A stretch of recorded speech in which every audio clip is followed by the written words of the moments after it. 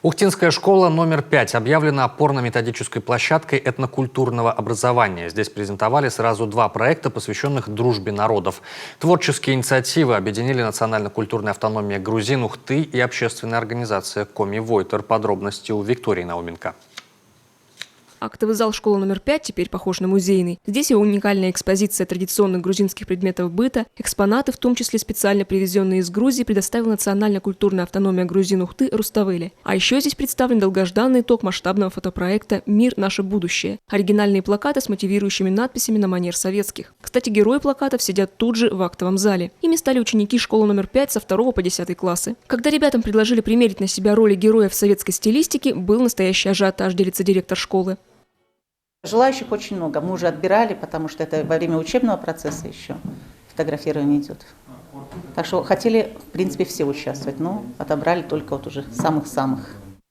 Фотовыставка «Мир. Наше будущее» – результат большого труда множества людей. С сентября со школьниками работал известный ухтинский фотограф, ретушеры. Их поддерживали советами и рекомендациями родители, учителя, представители национально-культурных автономий города. Ребят снимали фотостудии в интерьерах школы, тщательно подбирая максимально аутентичные костюмы и детали быта советской эпохи. Сложность именно попытаться им разжевать это все и донести, а что вообще мы показываем, зачем мы это делаем, для кого мы это делаем. И если ты не понимаешь всю суть и глубину вот этих плакатов, ты не сможешь позируя что-то, донести эту мысль. В противном случае это будут просто картинки. А вот если ты понимаешь идею, вот это сложно. Этот проект реализован на средства гранта главы республики, который выиграла национально-культурная автономия грузин Ухты, предложив оригинальную идею именно таким образом объединить творчество, нравственное воспитание молодежи и отсылки к истории нашей многонациональной страны.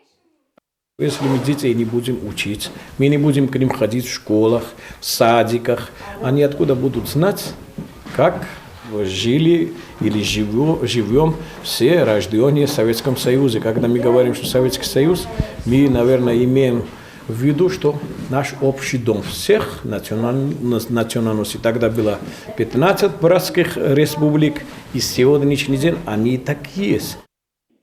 И проект стал действительно многонациональным. Не только по своей идее, но и в реализации. Ведь к его воплощению присоединилась и общественная организация Коми Войтер. Так их силами приобрели крепежную систему для фотовыставки. Кстати, характерные мотивирующие надписи на плакатах также сделаны на двух языках – русском и коми. Все это не могли не оценить почетные гости презентации.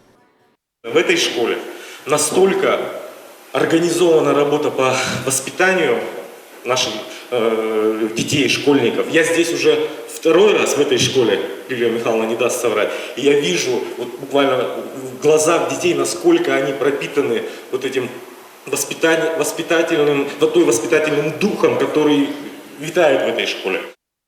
Экспозиция в школе номер 5 будет доступна для просмотра до конца года. А в цифровом формате фото передадут и в другие школы Ухты. Осталось только оформить защитный водяной знак, делятся организаторы проекта.